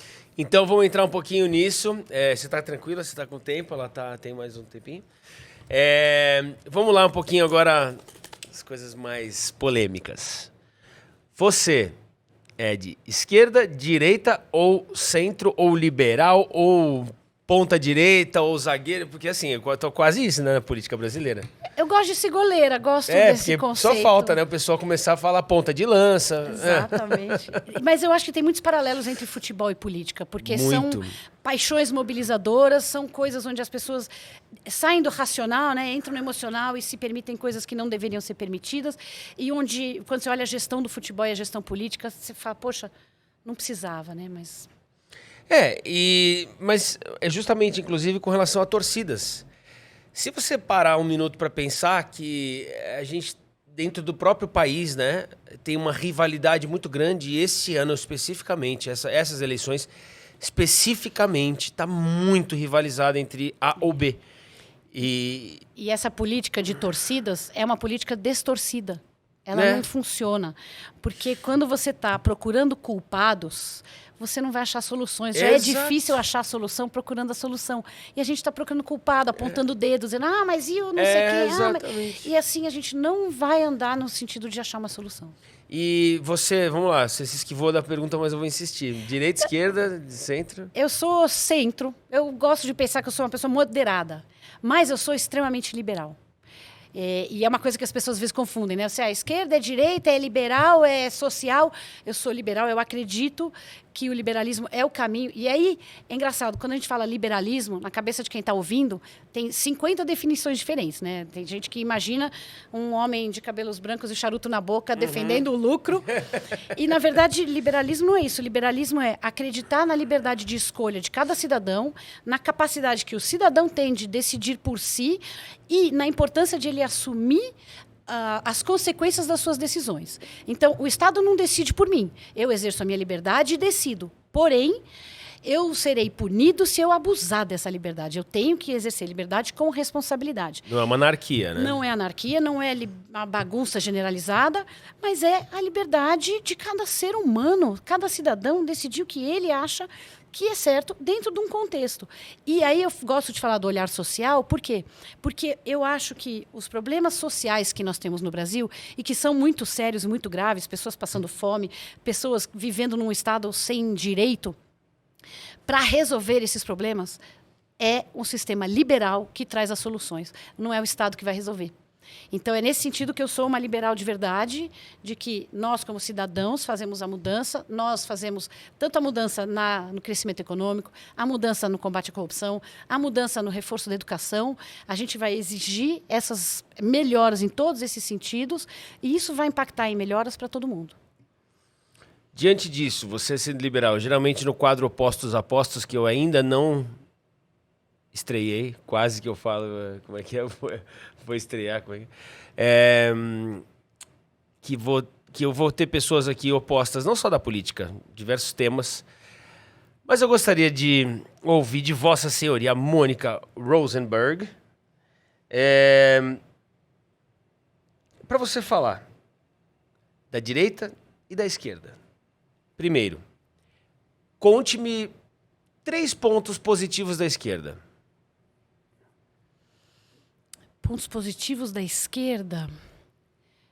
Um olhar para as minorias, esse olhar constante para as minorias que precisam ser, de alguma forma, protegidas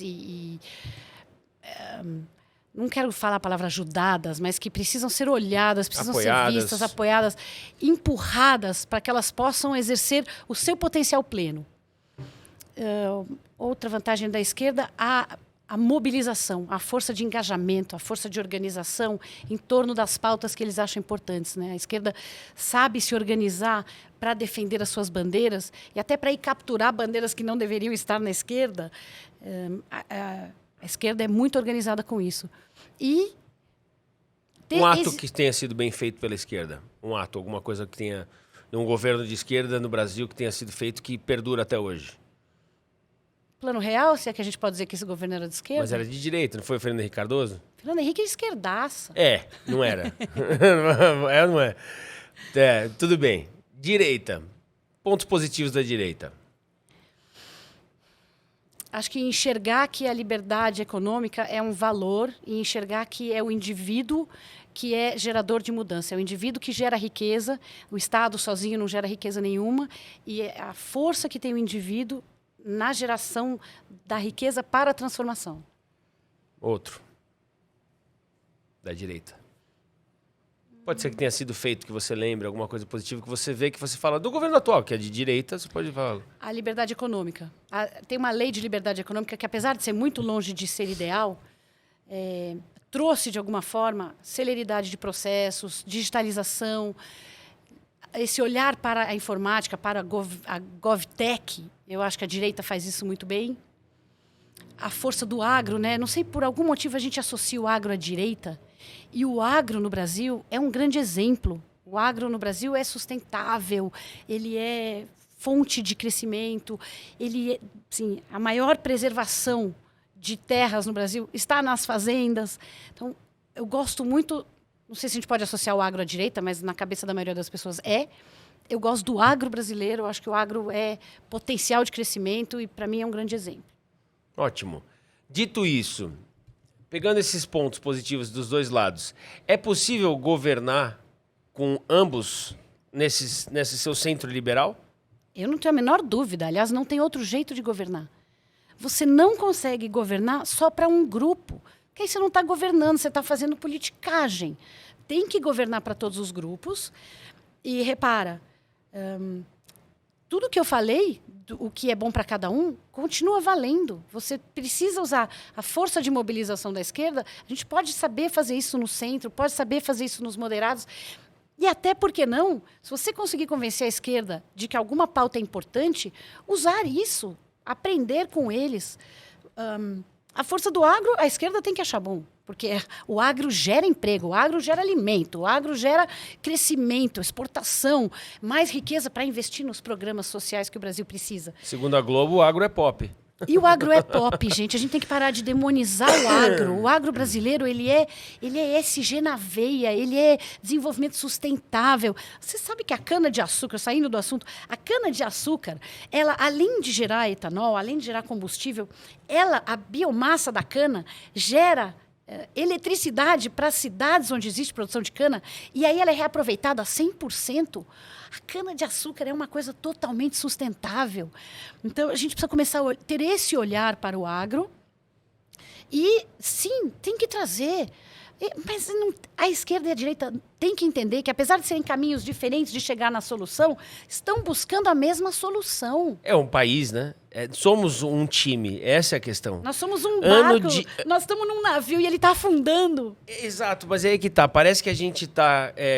o Brasil vive há tanto tempo essa coisa de uma perninha do lado de cá, uma perninha do lado de cá, né? Em cada bote. Um lado não vai pro outro. E aí a gente fala, tá bom, mas eu não tô querendo virar a esquerda, e eu não tô querendo virar a direita, eu tô querendo que isso aqui vire um barco só. E aí, essas questões que eu coloco para as pessoas que eu já entrevistei aqui, que eu converso, é tão óbvio que essa é a solução. Eu vejo tão mais difícil pessoas de esquerda do que pessoas de direita aceitarem o mesmo barco. E eu posso estar enganado, mas eu vejo mais pessoas relutando mais. E por conta de ser oposição do governo atual. Isso eu acho que meio que o óbvio do porquê. Se tivesse o poder atual da esquerda, de repente o da direita seria mais irredutível a não, vamos conversar. Então acho que por conta dessa... Agora, vem uma série de propostas legais, pessoas como você, pessoas que têm essa ideia tão boa, tão genuína. Quem é... Eu já entendi, o Congresso achei fenomenal, tanto que foi pauta da nossa conversa... o entendimento disso, para que todos entendam a importância. Mas quem que a gente tem hoje, ou quem que você vê surgindo? Porque o Congresso a gente já entendeu, é um grupo, é um time. Que, aliás, esses 31... Vamos fazer uma campanha para votar em 31. Vamos. Em 31 pessoas juntas. Mas quem que você vê surgindo, esse líder, essa figura, esse ali do meio? Tem alguém?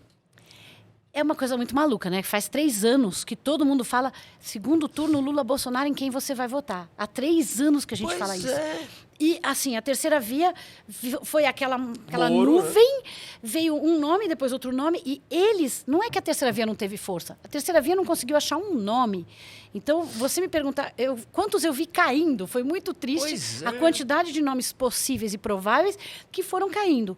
Hoje nós temos no Novo o Luiz Felipe Dávila, que é uma pessoa brilhante. Ele fala de políticas públicas, é um estudioso de políticas públicas há muitos anos.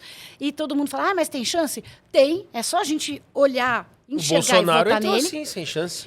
Vai começar os debates aí, o Luiz Felipe traz um outro nível para os debates, então ele tem chance como todos nós.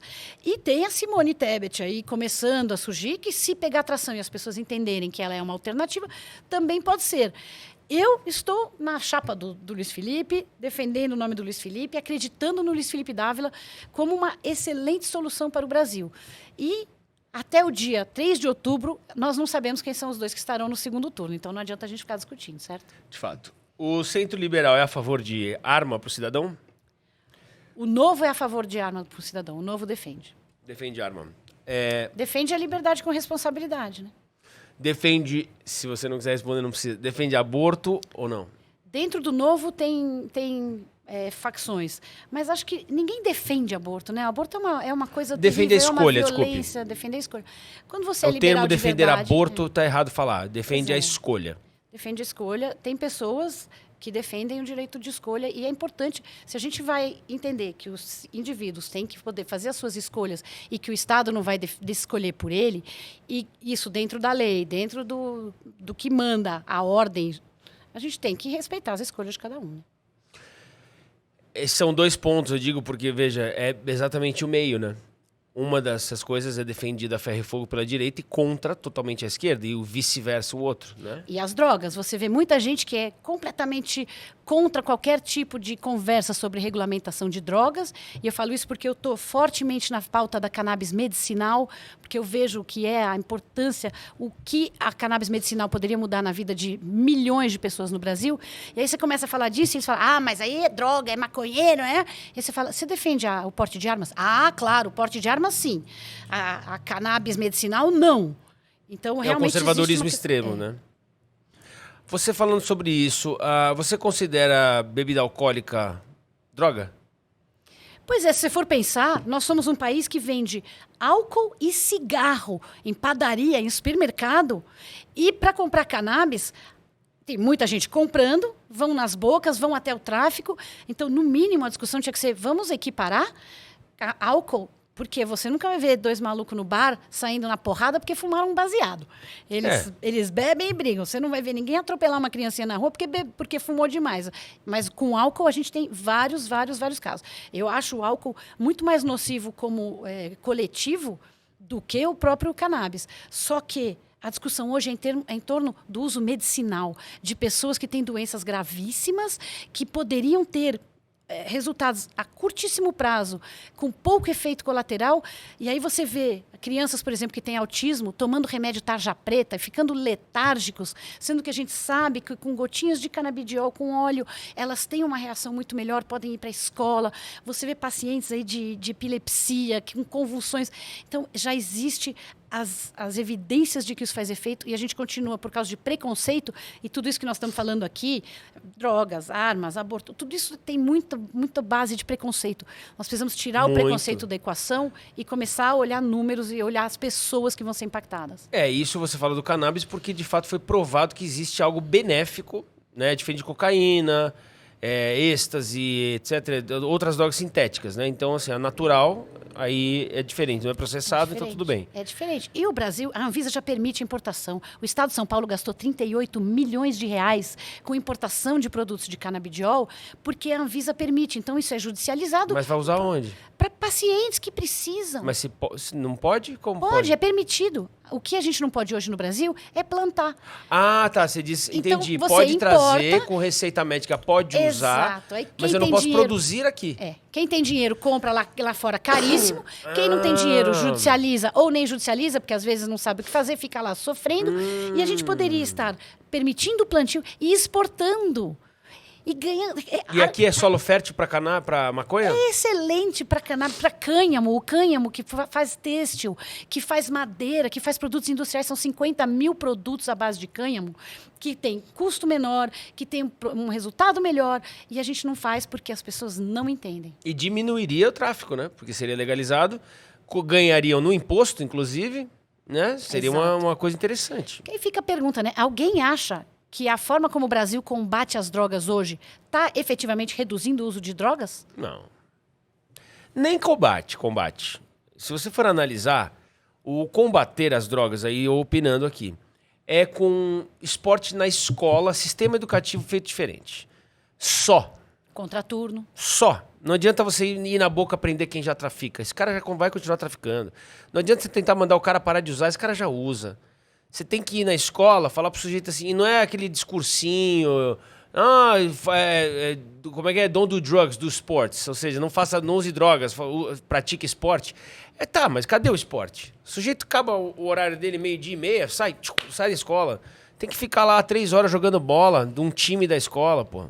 É que não é uma questão policial, é uma questão de saúde pública. A gente lógico. Tem que olhar como uma questão de saúde pública. Não é para prender o cara que usa, é para impedir que venha uma nova leva. De novo, educação.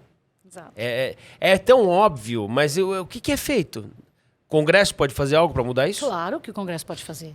Deve fazer. Qual seria uma proposta e como funcionaria e como passaria adiante e como eu veria isso acontecer? É longo prazo, né? A gente precisa... Tudo bem, que seja longo prazo, mas eu preciso entender, assim, para justamente as pessoas entenderem política e falar por que eu vou votar em fulano de tal? Porque fulano de tal tá me explicando como é que vai funcionar. Você vai fazer teu voto? Beleza. Eu mais 30 pessoas vamos lá para botar o... É isso que eu quero entender. Como é que... Especificamente das drogas. Longo prazo que seja. O caso do cannabis é muito simples. Você já tem um projeto de lei que já passou na comissão e que precisa ser votado agora no plenário, para você permitir que as famílias tenham um plantio de alguns pés em casa para poder fazer e que pode permitir plantações mais extensivas, sempre regulamentado, controlado, para que não seja tomado pelo tráfico. Então, esse é um projeto que está tramitando. E isso precisa começar. Teve agora uma demanda para que ele fosse tratado com urgência, mas não conseguimos nem 10 assinaturas para dar urgência para esse projeto. O Congresso não conseguiu 10 assinaturas?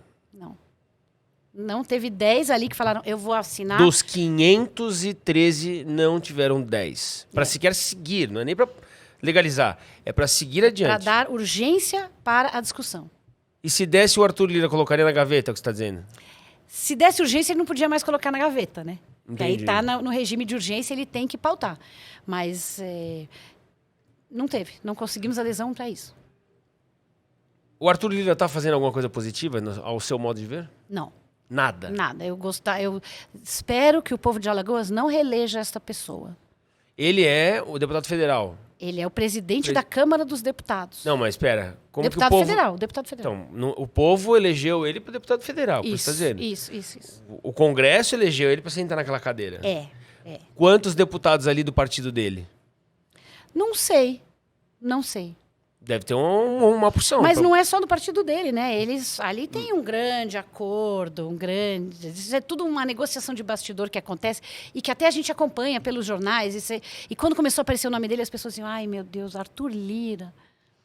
Então, assim, a gente Ele vai tem histórico vendo. ruim? Eu não sei, não conheço nada. Eu também não sei. Tá.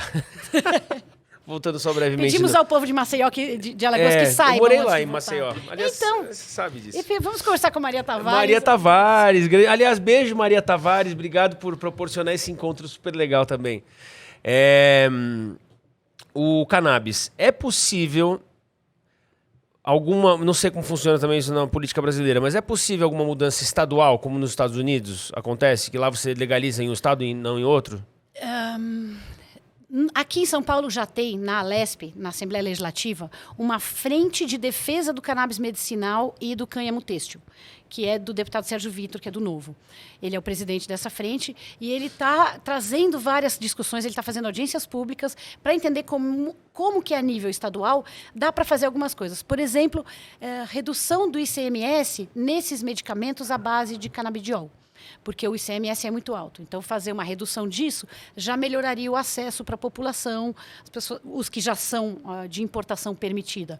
O treinamento de policiais, porque a segurança pública é estadual, treinamento de policiais para eles estarem melhores capacitados na abordagem de casos onde a pessoa tem um pouquinho de maconha ali, não precisa botar esse cara na prisão, onde ele daí vai passar pela universidade. Vai fazer PhD de... Exato. Isso aí. Então, formação de policiais, isso pode ser feito a nível estadual. Algumas políticas de formação de médicos, pode fazer com o Conselho Estadual, para que os médicos entendam melhor como que você faz a prescrição dos produtos à base de cannabis. Então, tem coisa que pode ser feita a nível estadual. Sempre tem. E a quebra do preconceito, né? Você pode discutir isso nas escolas, você pode discutir isso lá na Alesp, levar especialistas, tem iniciativas sendo feitas. Mas, de novo, a regra do jogo é feita pelo Congresso Nacional, pelos deputados e senadores. Então, tudo no final, o topo da pirâmide é lá, e é lá que a gente tem que fazer a mudança. Perfeito. Você tem, sobre cannabis, só para concluir, você tem, sabe de alguma contraindicação ou algo que é nocivo para a saúde usando, ou é 100%, assim, se não te fizer bem, mal não vai fazer? Quando você faz óleo, não tem nenhuma contraindicação. O que às vezes acontece é que tem produtos importados ou feitos aqui que o óleo, o CBD, que é o óleo puro, ele é associado com algum composto. Então, você vai fazer uma pomada, por exemplo, eles misturam o CBD numa pomada, cuja base da pomada pode dar uma alergia na pessoa. Então, o paciente vai usar e ele vai ter uma reação não ao CBD, mas àquela pomada na qual o CBD foi misturado. Porque o CBD em si não tem nenhuma reação negativa. O que acontece quando ele é usado associado ao THC, e aí depende da quantidade de THC que colocam no produto, aí ele pode começar a ter efeitos neurológicos em menores de 18, 20 anos. Mesmo o epidérmico? O epidérmico não, porque aí ele Não, vai né? puro de Tá. CBD, é muito pequeno. O cérebro humano tem captores específicos para o CBD. Assim, cientificamente, neurologicamente, parece que o ser humano foi programado para ser tratado com essa substância. E pouca gente sabe disso, porque, de novo, entra no preconceito. Quando você começa a falar isso, eles estão imaginando um monte de maconheiro fumando um baseado. E não é isso, não tem nada a ver com isso. São gotinhas de óleo que vão na língua, são olhinhos que são homeopático, passados na pele. É uma homeopatia, Como se fosse exatamente. homeopatia. É isso aí. Antes de concluir, só uma coisa aqui. Alô, Léo? Oi. Sim, com a Mônica. É mesmo? Ah, mas essa é levinha, mas eu quero saber dela, então. Tá bom, vou perguntar qual ela é. Porque ela falou tanta coisa legal aqui, me surpreende isso que você tá me falando. Mas tudo bem, vou perguntar aqui pra ela. Valeu, Léo! Tem que fazer o barulhinho. Muito Obrigado, legal. Léo. Diante de todo esse conhecimento, depois de todo esse papo esclarecedor, diante de 3 câmeras, luzes, microfones, como assim você quase deixou de entrar para a política? Por quê? Olha, ser mulher na política não é fácil. Ser uma mulher de 50 anos na política, atualmente, com a exigência de redes sociais, etc., é mais difícil ainda. E o Novo é um partido que faz processo seletivo. Para você ser candidato, na maioria dos partidos, você conversa com os caciques, você vai no cara que monta a chapa, faz uma combinação e ele põe você na chapa. No Novo, você se inscreve pela internet, você vai fazer uma prova, aí você vai passar por um processo, você tem que mandar um vídeo explicando por que você quer ser candidato. Gente, fazer um vídeo não é fácil. Não é fácil. E aí tinha que entregar o vídeo até o dia 31, até meia-noite de um dia X. E eu passei a semana anterior, eu tenho gravado, eu tenho assim, 20, 30, 40, 50 videozinhos, eu fazia, minhas amigas faziam, e eu não gostava. Aí eu falei, eu não vou mais ser candidata, chega. Se eu não consigo fazer vídeo, eu não tenho que ser candidata. E no final, uma amiga me ajudou, ela me entrevistou, como você está fazendo aqui, fez os recortes. No último minuto, o meu vídeo subiu. E eu sei que eu não sou a única mulher do Novo que passou por isso, porque é difícil, é muito difícil você se expor, você fazer vídeo. Mas que bom que eu fiz, porque no final deu tudo certo. Hoje eu já faço sem sofrer. Parabéns, muito legal. Mas antes de concluir, eu quero entender por que exatamente é difícil ser mulher candidata pelo Partido Novo. Não, é difícil ser mulher na política. No Novo... Na política. No Novo, até, a gente, quando olha os outros partidos, o Novo... A gente estava falando da distribuição de fundo eleitoral, né? Os partidos, quando eles vão distribuir um fundo eleitoral, lembra eu te falei que eles dão mais para quem já tem mandato? Uhum. Quem menos recebe são as mulheres. Assim, explicitamente, escrachadamente... Pode levantar os números. As mulheres recebem menos de 10% do que os homens recebem. Então, você já entra numa corrida onde você tem mais obstáculos, porque as mulheres, em geral, têm a responsabilidade do cuidado, têm a responsabilidade da família, tem outras renúncias que ela tem que fazer para entrar na política, e ainda por cima ela sabe que ela vai ter menos ferramenta, porque os homens com quem ela está disputando no mesmo partido vão ter muito mais recurso. O que é o legal do Novo? Como ninguém usa o fundo eleitoral, todo mundo recebe a mesma coisa, que é zero. A gente não recebe dinheiro do fundo. Então, a gente está competindo internamente em igualdade de condições. E aí você vai olhar a quantidade de mulheres eleitas pelo Novo, dá mais de 30%. Porque quando você trata igual, a mulher tem o resultado. Sim, e é uma coisa assim, não requer disputa física, onde ainda há a questão sobre, sim, de fato, somos diferentes, homens e mulheres, e tudo bem que sejamos, mas no que diz respeito ao poder intelectual e etc., isso não tem que ter nenhum tipo de diferença, é igual mesmo. Existem números no Congresso hoje elevando ou continua na mesma, de mais mulheres? O número ele é muito baixo, tá? Hoje ele é 15%. Ele vem crescendo porque ele era mais baixo ainda. Então, isso que eu imagino. Era 8, depois virou 10, agora está em 15. Está numa crescente. Está muito baixo, mas é nítido que hoje existe uma compreensão de que precisa de mais mulheres em todas as esferas da decisão política. Então, o apoio a candidaturas femininas está muito forte. Eu tenho sentido muito isso de pessoas que me dizem, eu já tenho um candidato, mas quando a campanha começar, me manda seu número, porque eu tenho muita gente que quer votar em mulher, e aí eu vou passar o seu número. Então, a gente sente que existe mesmo essa visão de que os homens sozinhos não estão resolvendo. Precisa colocar mulheres ali para que essa soma de olhares, de visões e de perfis, são formas diferentes de abordar os problemas, está precisando de mais mulheres na discussão de políticas públicas e das soluções para o Brasil. Você diria que só com mulher corintiana você se elegeria? Só com mulher corintiana, judia, eu me elegeria. É certo. Mônica, muito obrigado por ter vindo aqui. Realmente foi um prazer, uma aula ter conversado com você. Fiquei muito feliz, ganhei muito conhecimento, aprendi muita coisa. Deixe o seu recado aqui para essa câmera, por gentileza, à vontade. Eu te agradeço a oportunidade de vir aqui falar.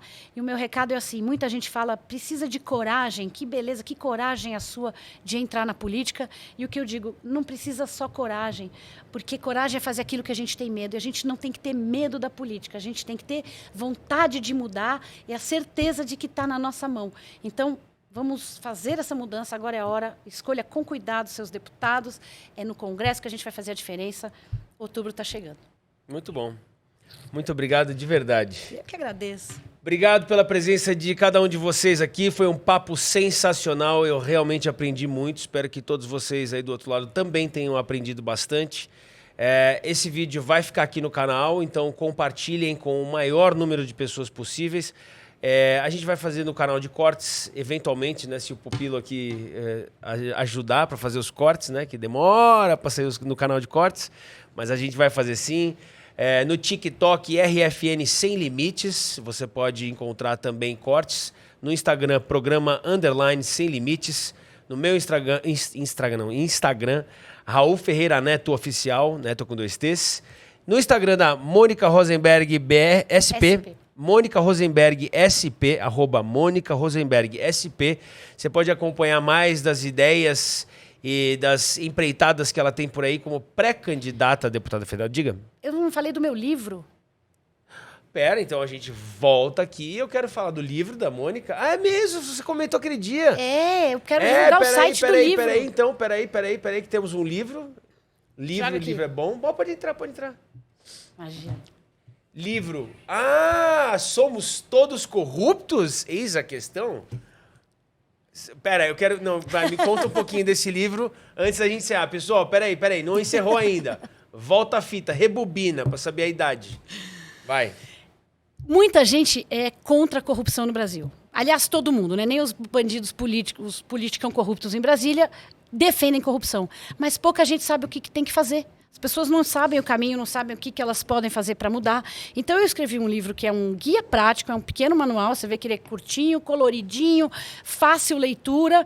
Numa sentada você lê, para que as pessoas possam entender o que ela pode fazer, perder o medo e mergulhar para participar dessa luta e para poder chegar em outubro forte e dizer, tá bom, isso aqui está ao meu alcance, eu vou fazer.